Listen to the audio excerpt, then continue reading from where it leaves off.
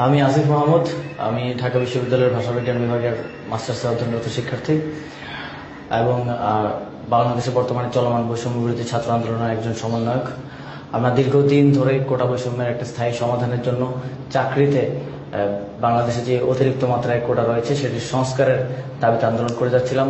শিক্ষার্থীদের শান্তিপূর্ণ আন্দোলনে সরকার দলীয় ছাত্র সংগঠন, বাংলাদেশ ছাত্রলীগ, যুব সংগঠন, যুবলীগ, পুলিশ, র্যাব, বিজিবি, সোয়াতের মতো স্পেশাল ফোর্স ব্যবহার করে হামলা করে এবং এ পর্যন্ত আমরা 10 জনের মৃত্যুর সংবাদ পেয়েছি। গত 3 দিন ধরে ব্যাপকভাবে আন্দোলনরত শিক্ষার্থীদের উপর হামলা করা হচ্ছে, তাদেরকে নিহত করা হচ্ছে।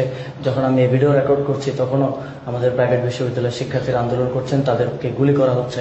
আমরা জানতে পেরেছি একজন আহত শিক্ষার্থীকে যে অ্যাম্বুলেন্স দিয়ে নিয়ে যাওয়া হচ্ছিল সেই অ্যাম্বুলেন্সের ড্রাইভারকেও গুলি করে মারা হয়েছে।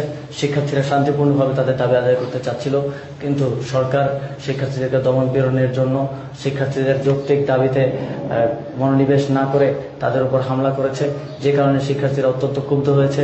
শিক্ষার্থীদের পাশাপাশি এদেশের জনগণই আন্দোলনে নেমে এসেছে। জনগণ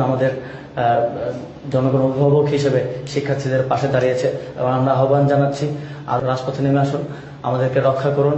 শিক্ষার্থীরা এক ঘোর অমানিসার সময় পার করছে। আমরা জানি না আমাদের মধ্যে কতজন জীবিত থাকবে শেষ পর্যন্ত। আমরা যারা আন্দোলনের সমন্বয় করছি তাদেরকেও পালিয়ে বেরোতে হচ্ছে, তাদেরকেও খোঁজা হচ্ছে অ্যারেস্ট করার জন্য কিংবা গুম করার জন্য। আমরা গভীর শঙ্কায় নিমজ্জিত আছি।